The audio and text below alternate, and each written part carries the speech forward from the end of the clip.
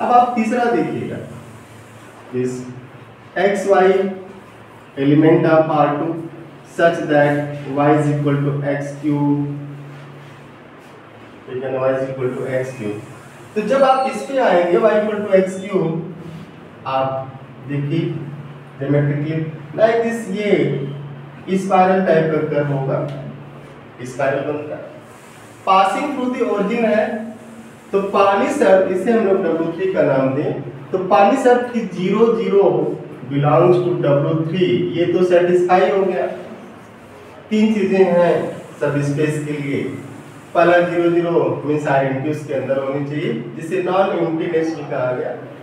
दूसरा है कि W is closed under vector addition, means कोई भी आर्बिट्रेरी दो पॉइंट इसके लिए जाए। अब जैसे एक पॉइंट आप यहाँ लीजिए, ध्यान से देखिए, अगेन दिस इज 1 1 ले सकते हैं इसमें 1 1। तो आप पॉइंट लिए 1 1, ये 1 1 क्यों हुआ? क्योंकि x is equal to 1 implies what? y equal to x cube and this implies y of 1 means x की वैल्यू 1 रखते 1 ही आएगा, तो ये भी 1 आता है, इसीलिए पॉइंट आ गया 1 1। when x is 1 implies y is 1। अब जो है x की वैल्यू थोड़ी चेंज कर दी जाए, ठीक है ना। let for example x is 4, let x is 4 ले सकते हैं ऐसा, क्योंकि 4 तो मिलेगा नहीं इसमें। let x is 4 implies y is what? 4 cube, 4 cube is how much? 64। अब जो पॉइंट मिला आपके पास 1 1 एक हुआ, दूसरा 4 and 64 हो गया। अब इन दोनों को ऐड करिए तो कितना आ गया? 5, ये इससे ऐड होगा, ये इससे ऐड होगा, 5 65। अब ये करें कि 5 65 इज 65 क्यूब ऑफ 5, अगर 5 का क्यूब होगा तो रहेगा here x is 5 implies y is x cube means 125 not equal to 65, तो this does not belongs to W3। Again आपने देखा ये भी सब स्पेस नहीं फॉर्म किया, मीन्स ये इस तरह की जो भी आप कर्व लेंगे ये सब स्पेस नहीं फॉर्म करेंगे। तो अगर कर्व ओरिजिन से पास नहीं हो रहा है तब तो ऐसे ही फेल हो जाएगा, 0 नहीं मिलेगा। लेकिन कर्व अगर ओरिजिन से पास हो रहा है तो उसमें केवल ओरिजिन से पास होने से सब स्पेस नहीं हो जाएगा, उसमें फिर 2 एडिशनल चीजें और चाहिए, है ना, क्योंकि फिल्में अकेले तो चलेंगी नहीं, 3 चीजें चाहती हैं उसमें। और तीनों क्या है? तीनों ये है कि आइडेंटिटी होनी चाहिए, क्लोज्ड अंडर वेक्टर एडिशन होना चाहिए and closed under scalar multiplication. तो आप एक छोटी सी आप अगला एग्जांपल देखिए, इसके बाद आइएगा। अगर x y element of R2 such that x plus y is equal to 2 से, है ना, x plus y is equal to 2, तो अगर इसको देखें ज्योमेट्रिकली तो R2 में से this is 1 2 1 2, it's a straight line passing through this, इससे पास हो रहा है, तो यहाँ से पास हो रहा है और ओरिजिन क्या है? बहुत दूर दूर है ना। तो देखिए सब स्पेस बनाने के लिए ये कह रहे हैं कि ओरिजिन का होना बड़ा जरूरी है, इसीलिए आपसे कहा जाता है कि आप अपनी ओरिजिन भूलिएगा नहीं, है ना। वेक्टर स्पेस ओरिजिन चाहिए, आइडेंटिटी चाहिए, एंटी आइडेंटिटी चाहिए। तो अब क्योंकि इस पे 0 0 है नहीं, इसलिए पहली प्रॉपर्टी तो फेल हो गई। इस केस में पहली property 0 0 does not belongs to W4। तो any curve which does not passes through the origin, either it is straight line or not straight line, can never form subspace of R2। तो ऐसा कोई curve जो origin से पास नहीं कर रहा है तो कभी भी R2 का सबस्पेस नहीं फॉर्म कर सकता। लेकिन इसका मतलब ये भी नहीं है कि अगर कर्व ओरिजिन से पास किया तो सबस्पेस फॉर्म ही करेगा, उसके बाद भी उसके पास क्या होगी? 2 रिक्वायरमेंट सेटिस्फाई करनी है उसको, है ना। तो any curve which does not passes through the origin can never form subspace. अब हम लोग पांचवें के पास चलते हैं। W5 xy element of R2 such that y is equal to x, एकदम आराम से y is equal to x। तो अगर y is equal to x की बात आप करेंगे, straight line passing through the origin, यही है ना। तो इसका जब आप इक्वेशन लिखेंगे भी, इसको अगर इस तरीके से लिखेंगे तो x, x such that x belongs to R हम लोग लिख सकते हैं।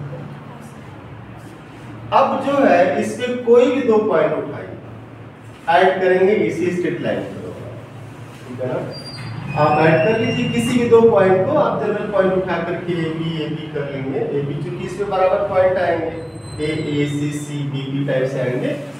तो ये क्या होगा, इस पे ओरिजिन से पास किया तो पहली शर्त तो सेटिस्फाई हुई, और इस पे for every pair of points x1 x2 या x1 x1 y1 y1 आप कोई भी दो पेयर उठाएं, x1 x1 plus x2 x2 add कर दीजिए x1 plus x2 x1 plus x2, क्योंकि इसके लिए तो वही चाहिए ना कि y x के बराबर हो, मींस दोनों क्या होने चाहिए, बराबर हो जाने चाहिए। तो सब स्पेस ये क्लोज्ड अंडर वेक्टर एडिशन। अब अगर किसी स्केलर से मल्टीप्लाई करते हैं, तीसरी case let k belongs to r, यहाँ पे जो बिलो r है तो kx बिलोंग्स टू r, इसका मेंबर होगा ही होगा। क्यों होगा, क्योंकि x भी तो r का ही मेंबर है, and product of two real number is real number, ये सेटिस्फाई किया। तो now kx this belongs to W5। आप कोई भी इस पे आर्बिट्रेरी पॉइंट उठाए, जैसे 2 2 3 3 4 4 5 5 6 6, अब उसमें 5 6 नहीं ले सकते क्योंकि उसकी शर्त ही है कि 5 y इक्वल टू x। तो ये आप देखेंगे कि सब स्पेस फॉर्म करेगा। अब इसको हम लोग W6 कर दें, यहाँ पे 2 कर दें, ये 2 हो जाएगा, अगेन फॉर्म करेगा। W7 किया, यहाँ 3 कर दिया, यहाँ 3 कर दिया, अगेन फॉर्म करेगा। इसका मतलब ये कह रहा है कि any straight line which passes through the origin, straight line कैसी हो, ओरिजिन से पास कर रही हो, ये शर्त है। मींस कह रहे हैं कि y equal to mx। Means अगर आप ऐसा लिखते हैं कि x mx such that x and m both belong to set of real number, this forms subspace of R2. Means a curve which is not a straight line yet passing through the origin cannot form subspace of R2।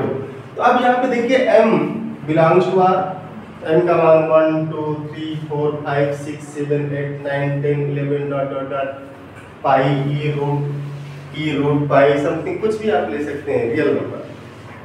तो since m has infinitely many possibilities, so there are infinitely many straight lines passing through the origin of the form y equal to mx where m belongs to set of real number. It means R2 has infinitely many subspace। और हम लोग इसकी बात करेंगे आगे चल करके, आप यहाँ से देखेंगे जब आपको लीनियर कॉम्बिनेशन वगैरह पढ़ाया जाएगा, तो उसमें जब लीनियर कॉम्बिनेशन आप पढ़ेंगे तो आप देखेंगे this is x times 1 m such that x belongs to r, और m भी r का ही मेंबर है। तो x टाइम ये आप जैसे m को आप फिक्स करेंगे एक नंबर आ जाएगा, और आगे अभी तो चूंकि स्टार्टिंग है तो आपको थोड़ा कंफ्यूजन होगा। आगे हम लोग लिख सकते हैं इसको, this w is linear span of this 1 m such that m belongs to r is fix, कोई फिक्स नंबर। तो एक ही पॉइंट इसको स्पैन किया, और सिंगल नॉन जीरो एलिमेंट है, बेसिस में चला जाएगा, हम लोग बाद में बात करेंगे इसकी। तो आप देखेंगे कि any straight line which passes through the origin in R2 form one dimensional subspace of R2। Over R की बात हो रही, ओवर Q की बात हो रही। Over R any straight line which passes through the origin form one dimensional subspace of R2। It means you are saying that R2 has infinitely many subspace of dimension 1. That is, it means a vector space of dimension 2 has infinitely many subspace of dimension 1.